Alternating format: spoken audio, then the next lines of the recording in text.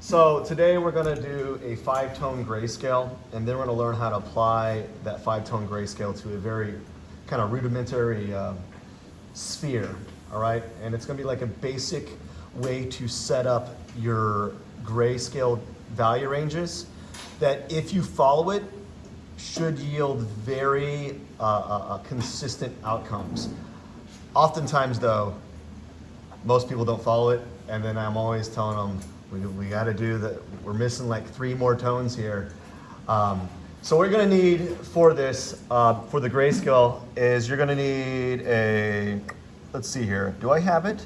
I do. You're going to need a 4H pencil, a 2H pencil, and somewhere there's a B here, a B pencil, and a 2B pencil, a 4B pencil. Look at that. There you go. We're just going to edit this in post. And then a 6B. Just going to move it around like that. Someone knows, hey, what kind of pencil is this? Whatever. So we're going to have a bunch of pencils that we're going to use. Now, when you do that, when you apply this technique, you can skip a lot of some of these pencils later on. But this is for someone that kind of likes steps. This is very helpful. And it also trains you value pressure, right? So if you want to skip steps, don't do that until you do it by yourself, right? Just kind of follow along. So we're going to use these pencils. I'm going to use I'm going to use a B pencil, and we're going to use the B pencil to make our little grayscale. If you have a ruler, somewhere at the center of your paper, at like an inch down from the top of your paper, somewhere in the center, just measure down an inch or so, and make a few score lines like this. And we're just gonna make a roughly 5-inch long bar that's gonna be our grayscale, okay? So something like this. I'm not even measuring right, that's for sure.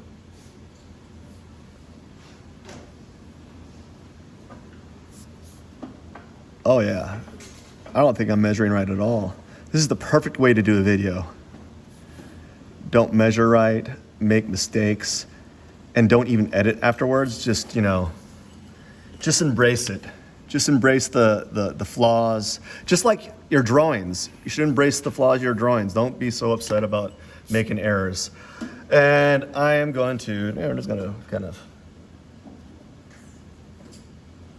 just gonna kind of like make some dash lines here. Very inconsistent. I'm not gonna be perfect with this one.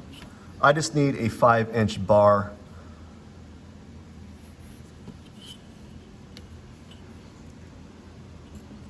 Yeah, something like this will be good.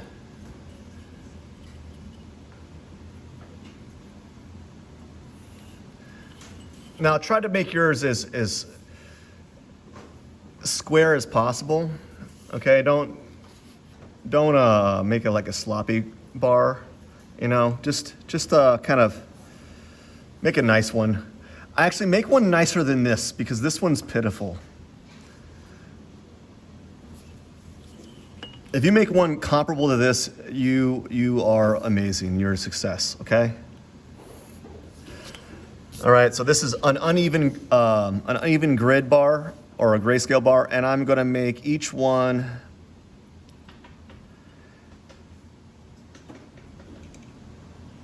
an inch. So we're going to have 5 1x1 inch squares. Okay, 5 1x1 inch squares. Like so. And I'm just going to kind of rush it here.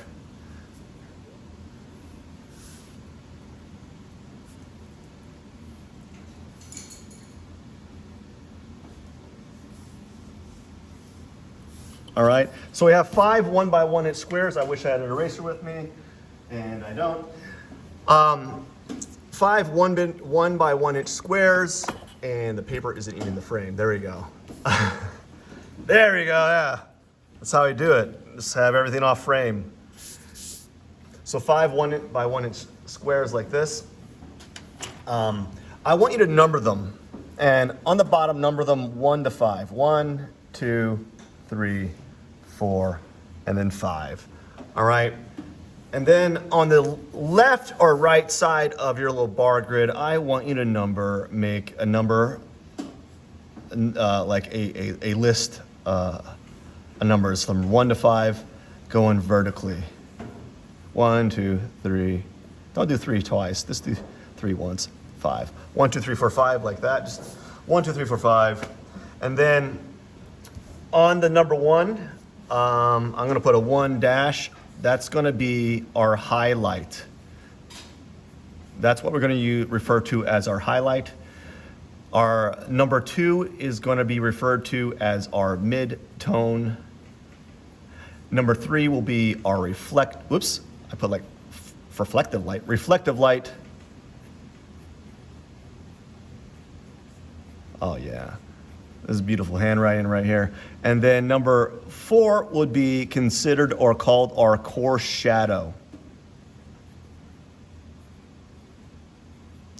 And then number 5 we'll refer to as our shadow, or it would be called like a cast shadow. Oops, not a cast shadow, but a cast shadow. Right? So our numbers are going to be 1, 2, 3, 4, 5. Number 1, highlight. Number 2 is our midtone. 3, reflective light. 4 is our core shadow, and 5 will be our cast shadow or shadow. And that'll make more sense when we work on creating our sphere. But first thing what I want you to do is we're going to basically mass out our grayscale bar here, starting from light to dark, and we're going to kind of go in sequence. All right, so the sequence that we're going to go, and I'll give you this. It is going to be redundant, but as I said, it's going to be helpful for students that get confused, apply too much pressure to their value too quickly, and this is kind of like a safeguard. All right, so what you want to do is you want to have a number 4, a 4H pencil to begin with, and we're going to use that to create our grayscale. So the first thing we're going to do is starting from 2 all the way to the number 5. So 2, 3, 4, 5. We're going to take our number 4H, and we're going to lightly mass out our those squares, either going up and down, in a up and down stroke, or a left to right horizontal stroke. Right? We're going to do it that way. All right, and try to be consistent when you're doing this. And err on the side of caution. You might not want to press too hard, especially at the beginning. It's going to be a very slow process.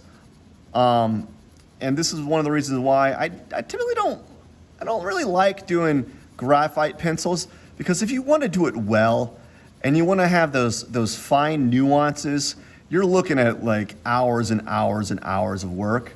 And I just like doing certain type of shading techniques that are a little bit more immediate, but go very lightly. If you look at the number 2 here, I've kind of shaded it out already, and it's barely noticeable.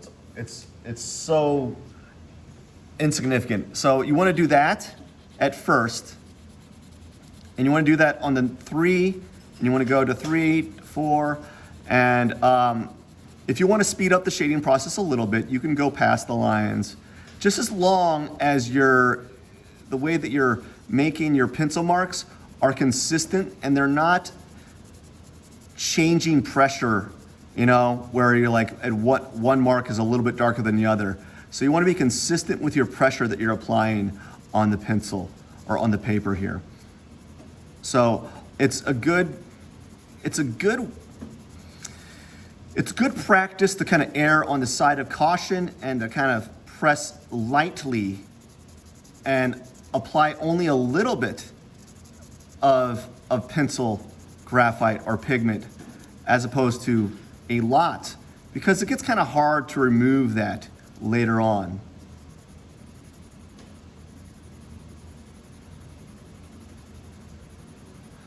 So we want to go all the way to number 5.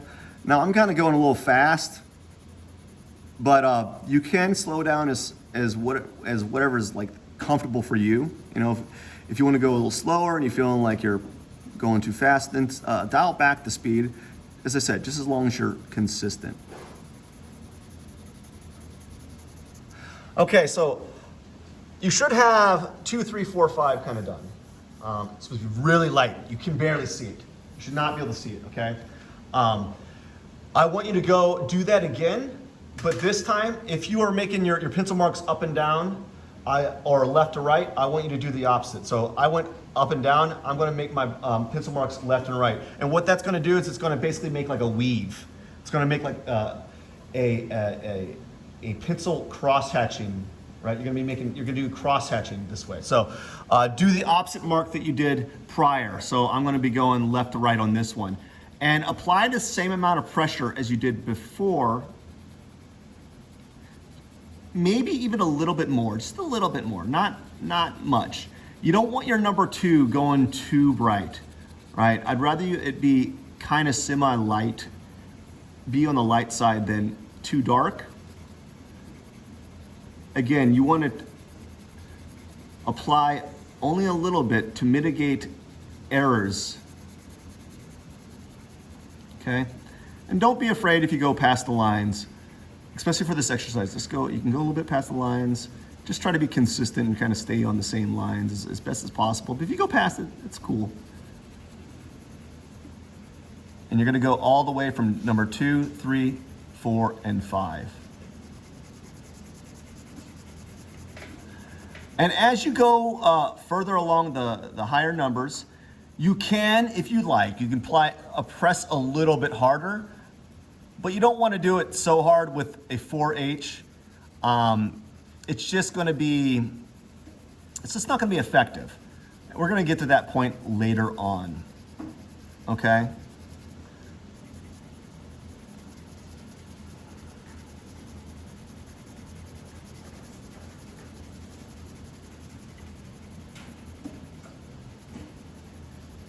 All right, so now we have gone two times over, right?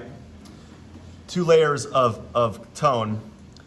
We can go ahead and put away the 4H pencil. Let's grab a 2H pencil, all right?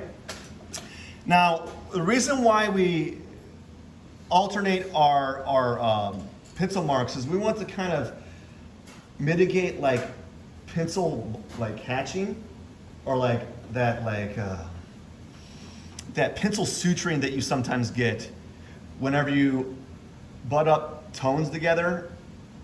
I don't know if you've experienced that, where you are using using pencils and you're shading, and then you put your pencil marks or pencil shade marks overlap, and where they overlap, there's this suturing effect that happens.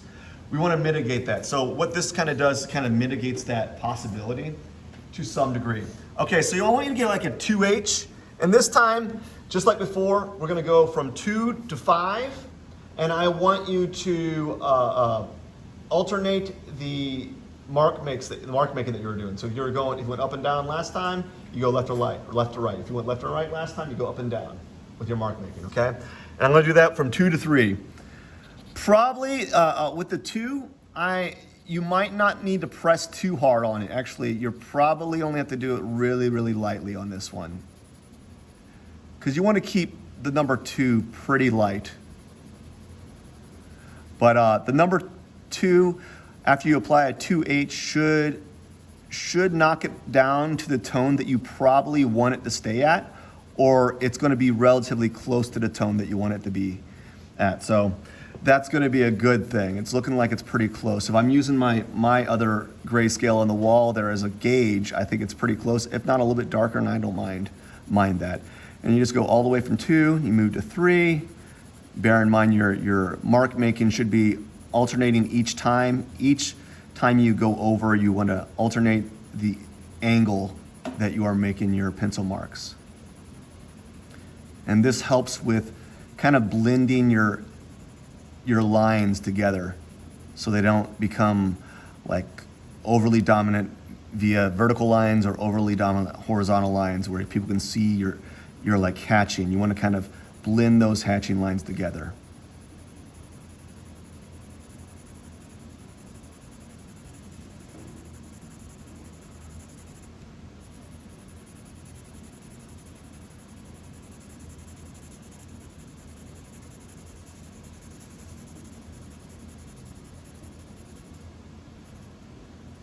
All right, so this will be fine. This is good enough. So your 2 through 5 should be relatively the same tone, okay? After that, what you want to do is you're going to swap your 2H pencil and move to, I want to say a B. If you have a B pencil, move to a B pencil, right? So you're going to move to a B pencil, and we're theoretically done with our number 2 slot. We're gonna focus on 3, 4, and 5 now. We're gonna focus on our reflective light, core shadow, and our cast shadow / shadow, okay? So using your B, you're gonna go, you're gonna shade 3, 4, and 5, just like before, and you're gonna alternate the marks that you were doing. So if you went horizontal, you go vertical. If you went vertical, you go horizontal. Back and forth, okay? Now you might find that the B is significantly softer, so you might have to go a little bit slower. You might have to not apply as much pressure as you did before.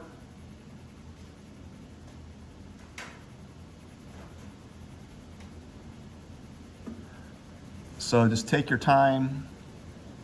Try to avoid applying too much pressure on the paper, and don't rush it. Because you want to get used to this type of mark making, because if you're going to do a very in-depth value drawing using pencil, you got to kind of get used to this idea of it being a very slow build-up. If you've ever seen those like hyper-realistic drawings, they really layer their pencil marks over on top of each other. They don't just do one layer. They're building up their tones slowly. And as they get better, they go a little bit faster, but there's still a level of like a very slow buildup.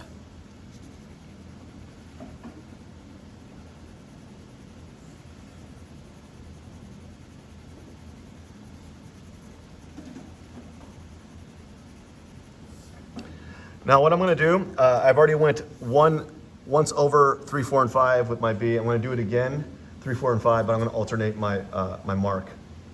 So I went horizontal. I'm going to make my marks vertical, up and down this time.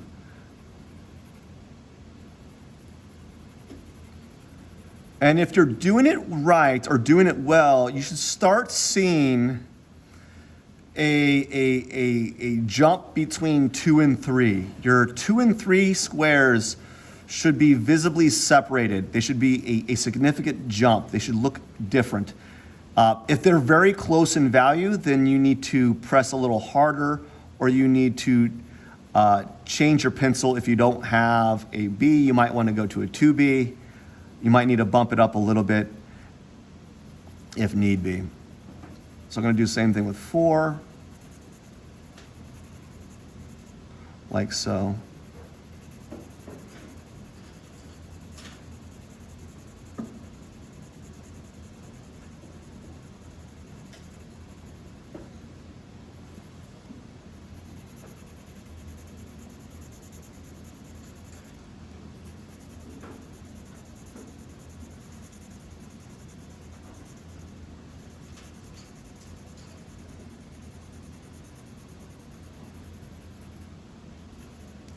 All right, so I think that's pretty good.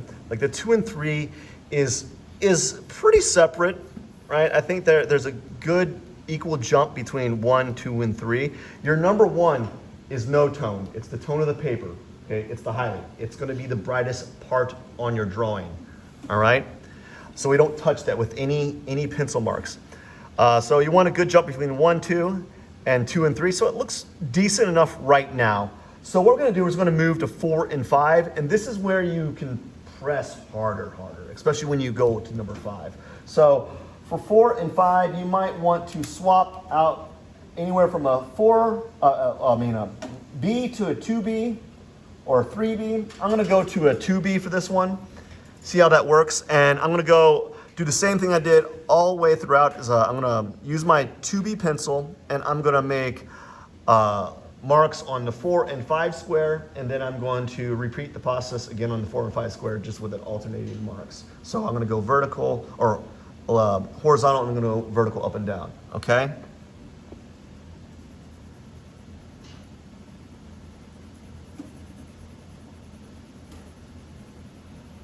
So I'm just going left and right, horizontal on this one. The 2B might not be enough for me. I might need to move to a 4, we'll see. I'm gonna go over it and see if that works. I'm gonna go over it twice and see if that's a good bump. If it's not, then I'll move to a 4B.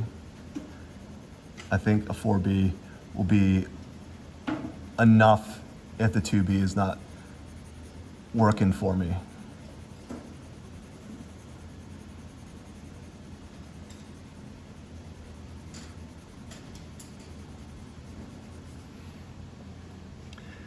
And at this point with the 2B, you should start seeing a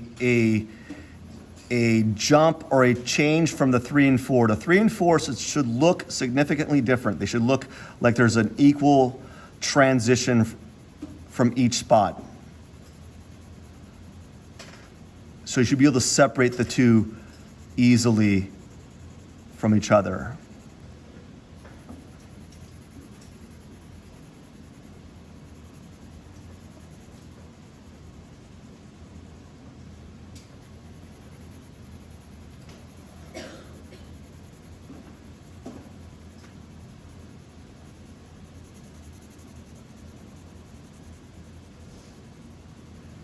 All right, I'm probably going to move to a 4B and do the same thing on the 4 and 5, okay? On the 4, I'm going to go a little light. I'm going to go a little light on the 4, and then I'm going to go maybe a little bit heavier on the 5.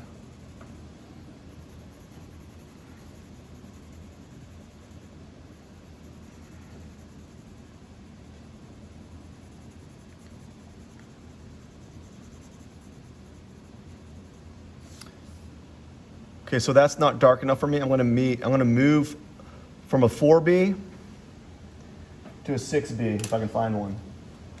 If I have a 6B. There it is. So I think the 4 is okay using a 2 or 4B pencil. I'm gonna use a 6B on the number 5, and this one you can really bear down.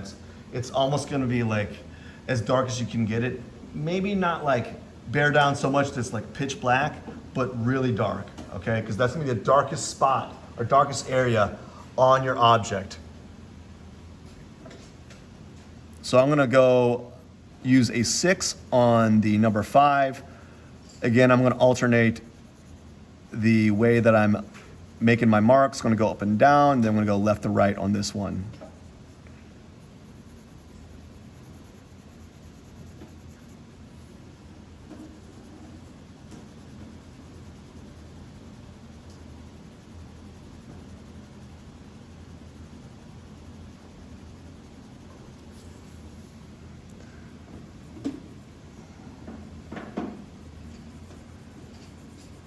The number 5, you can stand to apply a more pressure than normal, really bearing down on it, or bearing down more. You don't necessarily have to bear down real heavy when you're using a really soft pencil, but you can apply more force to the paper if need be, if you want to get it dark enough or darker than it is right now. Because sometimes it kind of takes a little bit of force, especially if you're trying to expedite the process, which I'm kind of trying to do at this moment. I'm trying to speed up the shading to some degree.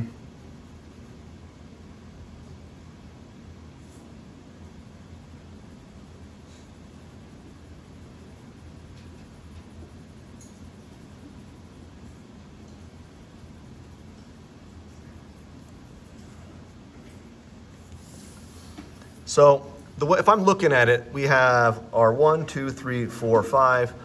I think that's pretty good.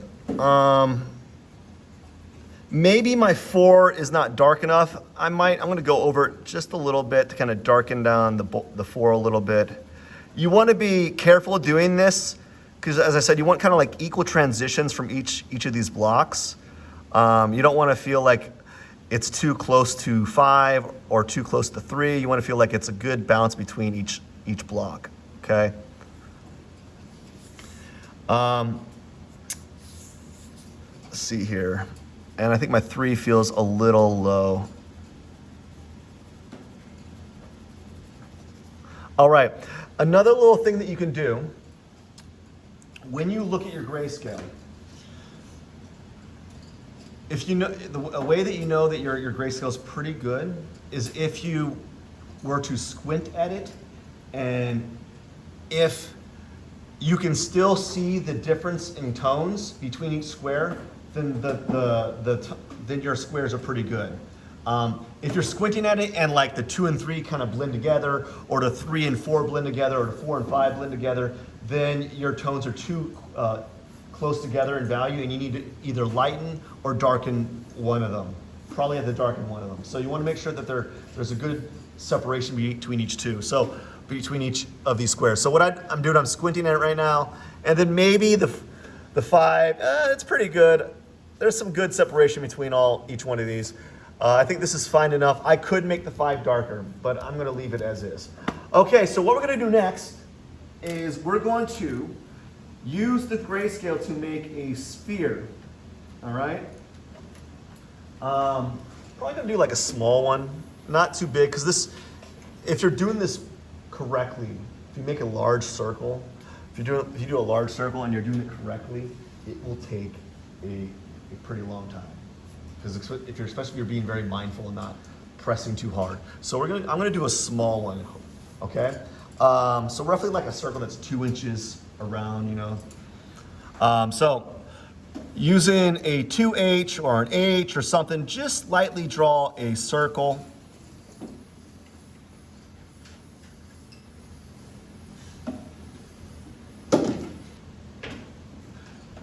All right, just a circle like this. Can everyone see the circle? It's very light. Okay? If you can't see it, then that's how light it has to be, right? So it has to be really light when you draw it. The lighter the better. If you draw it too dark, you're gonna have to make all your shadows really dark to compensate for that. All right? So what we're gonna do now is we have our circle. We're gonna draw an ellipse, and we're gonna make an ellipse either or. You can make it on the left side, or on the left side or the right side. I'm feeling kind of drawn on the left side for some weird reason. So make an ellipse underneath your circle, kind of touching it a little bit. Underneath your circle, something like that. It doesn't have to be, this is pretty bad too, but something like that we find. You can always correct it later on. That ellipse is gonna signify is gonna be our shadow / cast shadow. All right, so technically that's gonna be your number 5 tone. All right? Now, this is what we're gonna do. I don't have a little, I wish I had a baseball or a circle with me that kind of talk about it. So, what we're gonna do is, to put it simply, we're gonna separate our tones into kind of like sections, all right? What we're gonna have is our highlight, which is gonna be the brightest part on your object. It's always gonna be the brightest part. Whenever you're drawing, doing value, and you're drawing from life, you gotta find the highlight first, and you gotta designate that and block it out. It's always gonna be the brightest part.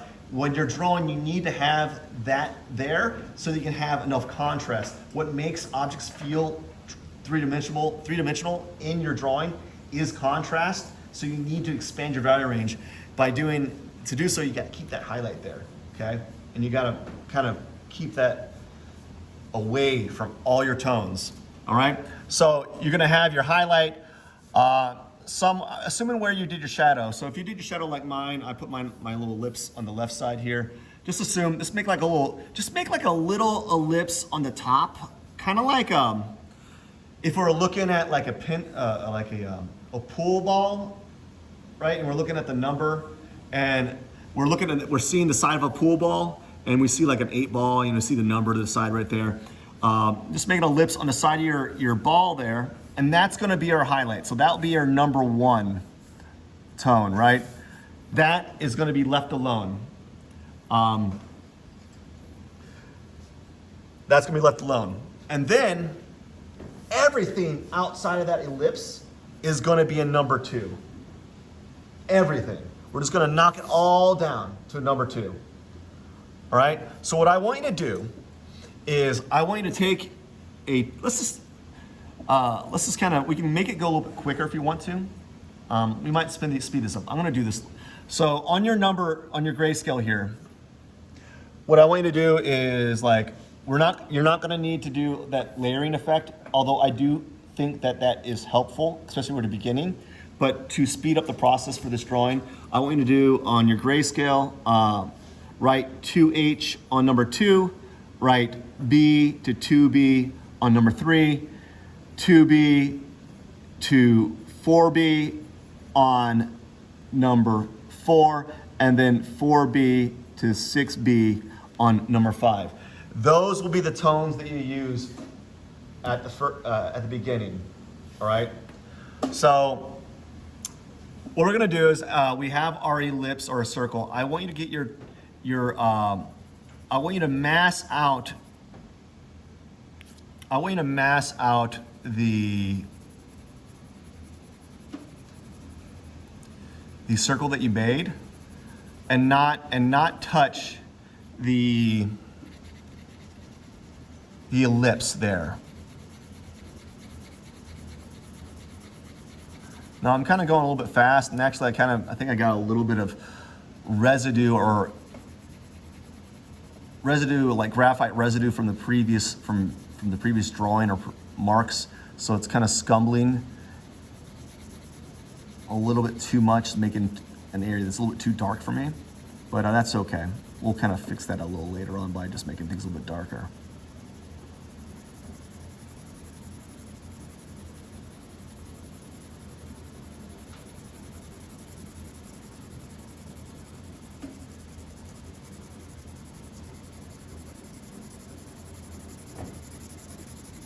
So if you do this really quickly like this would be fine. I think this is kind of good, right? Like that would be fine. So you should have like, your circle should be a number 2, and then your bottom ellipse you should just make into a number 2 as well really quickly. Or somewhere in between a number 2 and number 3.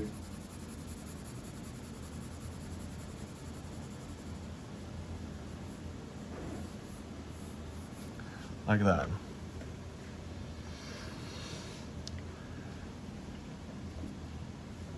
All right, so now what I want you to do is we need to make our number 3 tone, our reflective light. Now, reflective light it's kind of weird and confusing to some people. People think reflective light means like the light that's bouncing off the object or bouncing off the table and hitting the bottom side. The reflective light is an entire section of the value range, right? So we're gonna knock down everything. We're gonna knock down our sphere again. So somewhere around the middle of your circle, I want you to kind of create like a cross contour line, a cross contour ellipse form around the middle of your circle, following the same angle that you made your highlight. So if this was like the planet Earth, you're making like an equator kind of mark, or like a half crescent moon. Can everyone kind of see this? It's a little heavy, but this half crescent moon type shape on that circle there. Can everyone see that? All right, that is going to be your number 3 tone, your reflective light. Everything after that is 3. We're not worrying about blending our tones together. We're just going to make it into like transitional tones. Very simple. So everything after that is a number 3, including your core shadow. So you might want to move in with a B. I'm gonna move in with a B and 2B. I'm gonna try B. I'm gonna try a B first and see how I like that. I'm gonna use my B tone, and I'm gonna knock down everything, all reflective light.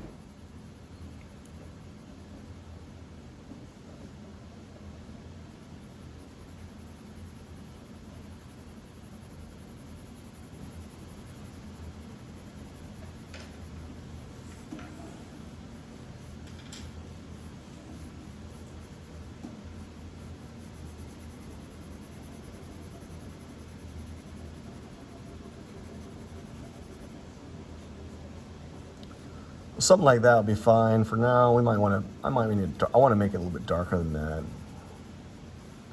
Make my shadow.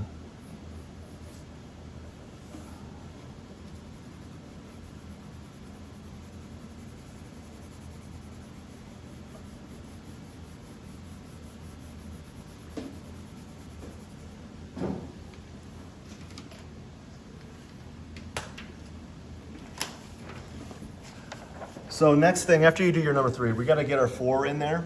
And our 4 is kind of going to look like a band. If we were to take a ribbon and wrap it around the ball, we're going to make it like a ribbon around that ball, almost kind of like another half moon inside that half moon there. And we're going to blend that together, okay? So we're going to do a number 4, and we're going to make it a ribbon on the side here. And the core shadow is the darkest shadow on that specific object, all right? It's gonna be the peak dark tone of that object before it bounces back into reflective light. So what I'm gonna do here is I'm gonna make a core shadow here, kind of make like it's gonna be like a band or almost like another ribbon or another like half moon inside that circle here. And I'm not going to have it touch the edge of my sphere here. I'm going to leave a little bit of space so that I can maybe, if I feel like it, I can add a little bit of transitional tones, or I can play around with the value a little bit more later on. But I just want to get kind of like a strong foundation. So this is going to like build a strong foundation for our drawing. And if you kind of see what's happening, it almost looks kind of like I put a ribbon around my drawing, a ribbon around my circle at the moment, right? Very subtle, very subtle.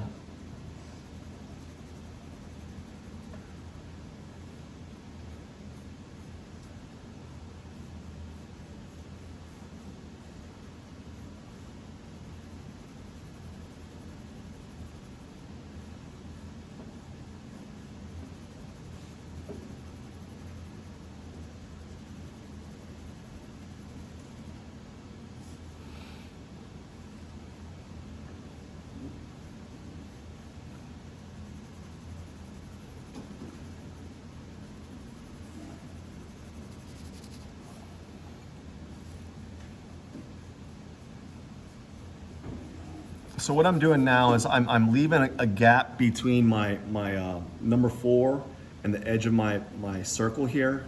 There's a small gap here that I'm leaving as a number 3 because I want to have reflective light, because light is bouncing back behind the object and bouncing to the back of that sphere.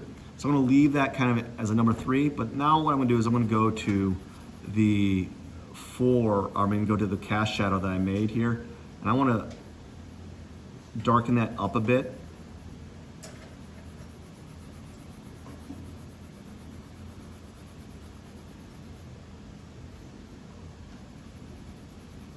And slowly build that up.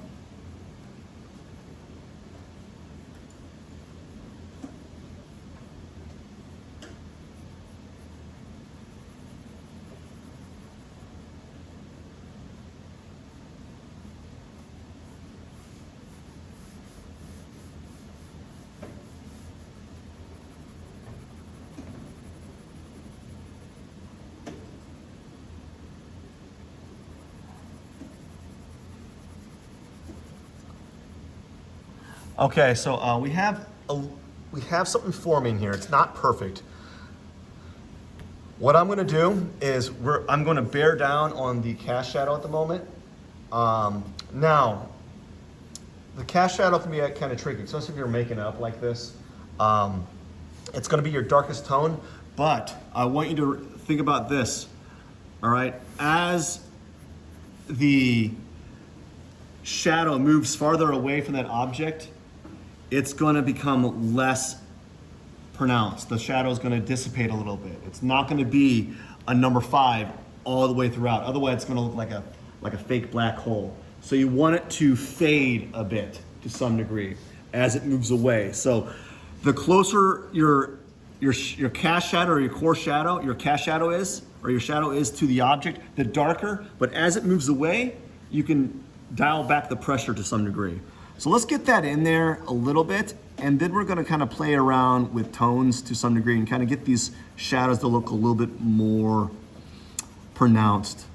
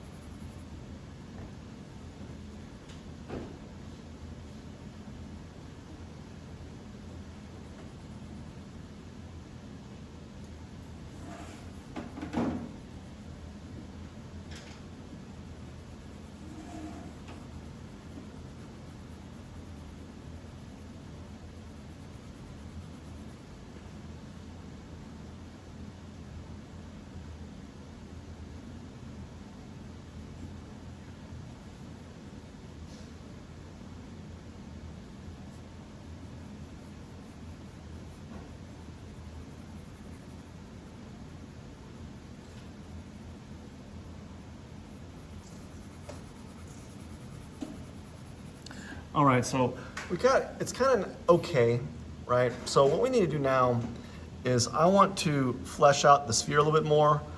And one way to kind of help me out with that is I want to add some tones in the background. So what I'm gonna do is I'm gonna add a horizon line, which is gonna give us a wall and a tabletop to work with, okay? So I'm gonna be using my 2B. I'm gonna make a horizon line somewhere, maybe like a fourth of the way down the sphere here, and somewhere a fourth of the way down. And what I'm gonna do is I'm just going to mask out the background right now, just kind of playing around with it. I'm gonna play around tones. I'm gonna start out light on the left side. I'm gonna go light on the left side, and then on the right side here, I'm gonna go a little darker because I want the contrast to be brighter on this side. And one of the ways to kind of create contrast is to kind of have like light, dark, light, dark. So you're kind of alternating the tones a bit. So on the left side here, I'm gonna go a little light, probably somewhere in between a 2 and a 3. For now,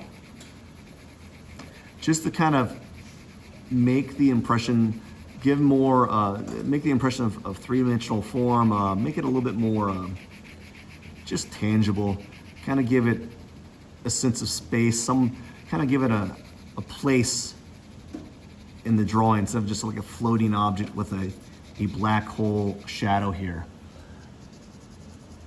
Now, as you kind of gathered by now, it's just kind of a slow process. And you can make it as slow as you want it to be, because you want to have a good handle of this. This paper I'm using is a little bit toothier than the other papers that I've used in the past. So I'm actually kind of fighting it a little bit. It's a little bit of a struggle to get the tones that I want.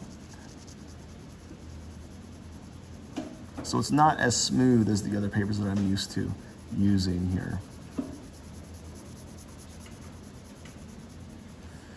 And I'm probably I'm going to continue to shadow the number 2 down to the tabletop here, because the tabletop can't be the brightest surface of the paper or brightest area. Remember, it can't be a highlight. You want your highlight to be the brightest part of your still life or object. All right, so it's got to be the brightest part. And the way to do that is everything besides the highlight is going to be a number 2 as a default, right?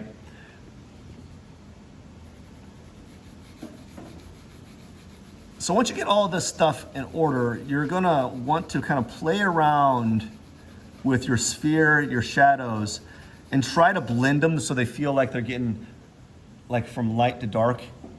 And you're gonna wanna play around with your pencils and your tones to kind of get a good transitional value range between your 1, 2, 3, 4, and 5. And that can take a little bit of time, especially, as I said, if you're creating this from your imaginations or from the air, as opposed to using an image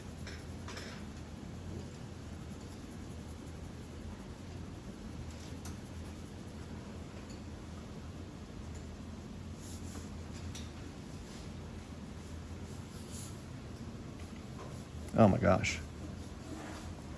I can't draw a circle worth anything right now.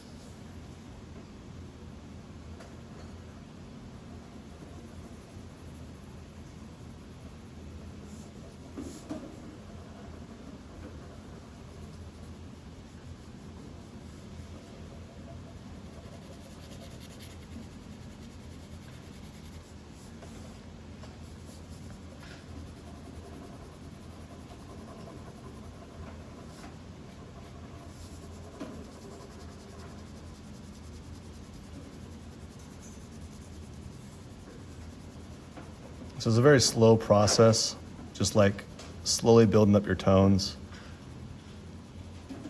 And it can take as long as you want it to take, because you're always trying to refine it and add more details.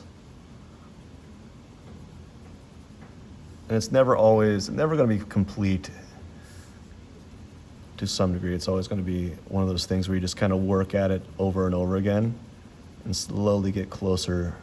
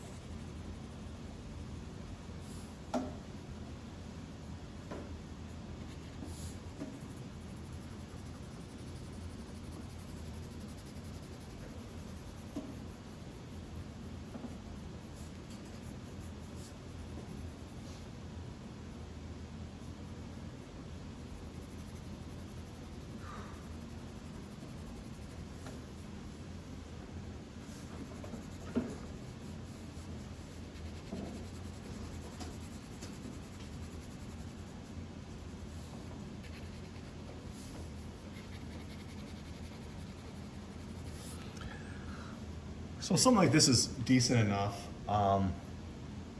You can, if you want, when you're working on something like this, you can play around with the background tone, the table, the shadow, and you can make them richer. You can push that core shadow more. Make sure that make sure that you have a nice transitional tone from dark to light or light to dark. You often want to play around with the shadow on the side of the highlight.